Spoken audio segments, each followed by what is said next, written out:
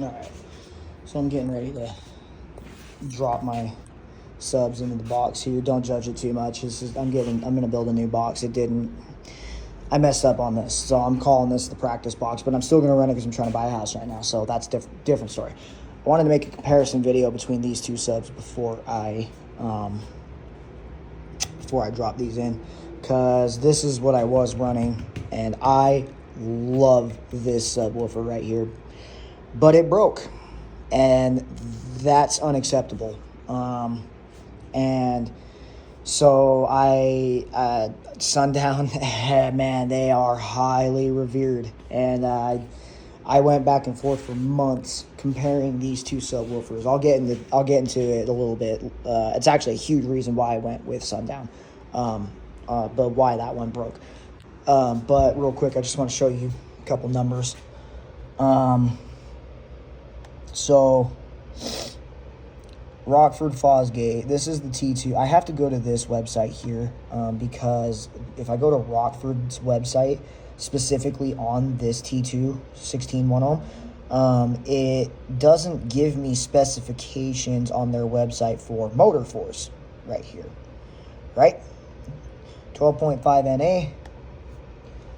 We have 31.27 NA on the motor force for the ZV6, man. That is, holy shit, almost triple the amount of motor force. Oh my goodness. Look at that, dude. Now, let's look. That is the big thing right there that sold me on this. And now, because I went back and forth forever, and as far as QMS here, your QES, your QTS, they're all pretty, the QMS is a little bit, your ZV6 has a higher QMS because it's got a super duper ultra mega stiff suspension on it right there, 573. So this thing, so in theory, technically speaking, that's the T2 right there should actually be able to hit your notes a little bit more accurately than that Sundown. But, and we got a bunch of other specs to look at here too. But this is the other one right here. The moving mass, right? 679 grams of moving mass on this thing. This one is 557 grams. So you have over, how many did we say? 679. So you have over 100 more grams of moving mass in that subwoofer versus the T2. That is going to give you a noticeable difference in feel. Plus, so when I made these comparisons too originally, this is a 16 and I was comparing this to the ZV6 15, but I decided to go with 18s instead because I like really deep bass. Now I get it. There's a bunch of other factors that play into that for all you guys that want to, it's not the only contributing factor. Yeah, I know. You're barking up the wrong tree with that. Trust me, I know. But that's the big thing. The motor force is the one big thing that I think makes this thing so much better or so much more powerful. Now, that being said, I think this thing has superior cooling. Look at that. You can see straight into the coil right there. I mean, it's got 3 cutouts. You are not going to keep a coil cooler than that. Maybe the T2 or maybe the T319, that Neo Magnet one, would probably do better. But this is an incredible cooling system right here. And keeping your subwoofers cool while they're playing is how you achieve maximum efficiency. So I think this was a killer design right here.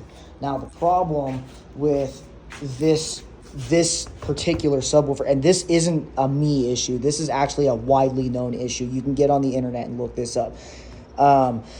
My surround was actually starting to come up off of the cone here.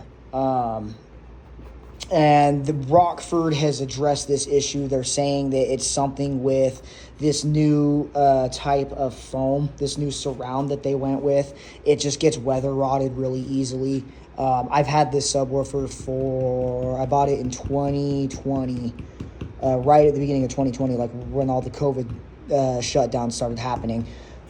Is right when so about 6 years I've had this sub, but it broke on me last summer, and it's been sitting in my garage ever since.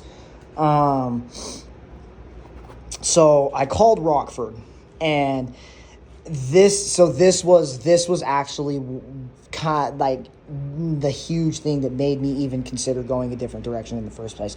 I called Rockford when the surround started coming up, and they actually don't stand behind their product that they sell. They have addressed this issue. They have confirmed that this is a known issue, but they referred me to like 3 different repair companies. And all 3 of those repair companies were out of state. And when I got in touch with them, every single one of them told me, nope, we don't repair these subwoofers because we can't get parts for them, and it's not worth our time to create our own parts for them. And Rockford doesn't do in-house repairs, and they do not offer any sort of repair kits on these. So I tried to take the repair into my own hands because it's a fucking $1,300 subwoofer, right? I didn't want it to just go to waste. So I tried to get some CA glue, and obviously I didn't do a great job, because this is where the surround was coming up. And so I tried to CA glue the surround right here. Again, obviously I'm not perfect, and I would have paid somebody to do this if somebody would have just let me pay them to do this. But I didn't have that option, so I tried to fix it myself. And then my surround tore right there.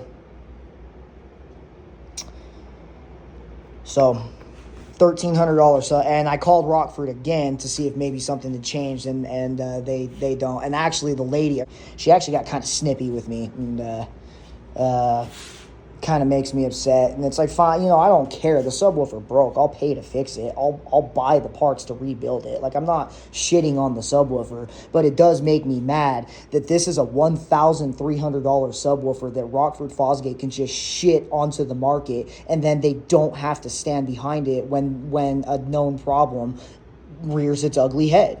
They look at you and go, oh, sucks to suck. Guess you just got to buy another one. So this is where I think Sundown kicks the absolute shit out of Rockford. That can be the better sub all day long. I don't care. I will never, ever, ever go back to Rockford Fosgate again as far as their subwoofer. I love their amps, but I'll never get their subs because check this shit out. Bam, bam, bam, bam, all the way around. Bam, bam, bam, bam. This subwoofer is meant to be rebuilt. Sundown Audio actually wants you to keep this thing in production, or keep this thing in circulation.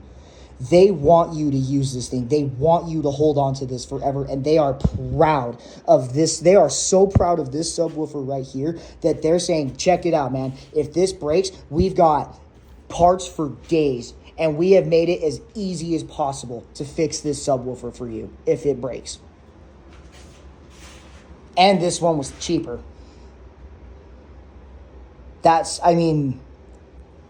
You can't beat that. And that honestly sucks, because look at that. It's a comparable sub. This sub is no joke. It is a monster subwoofer. This thing is not only doing 2,500 watts. 2,500 watts is a very conservative rating for this, I promise. It's doing more. But they blow up. They blow up. And when they do, because all subwoofers, especially high-powered subwoofers, they all do that, man. But Rockford doesn't stand behind their shit when it breaks, and that's the biggest turnoff for me. That is the whole entire reason I chose these, because I would have bought 2 more of these, or I would have bought another one and a rebuild kit for this one, but Rockford doesn't give me the opportunity, and that really sucks. I pissed away $1,300 on that subwoofer, and I will never, ever buy another sub from them again. But just my 2 cents.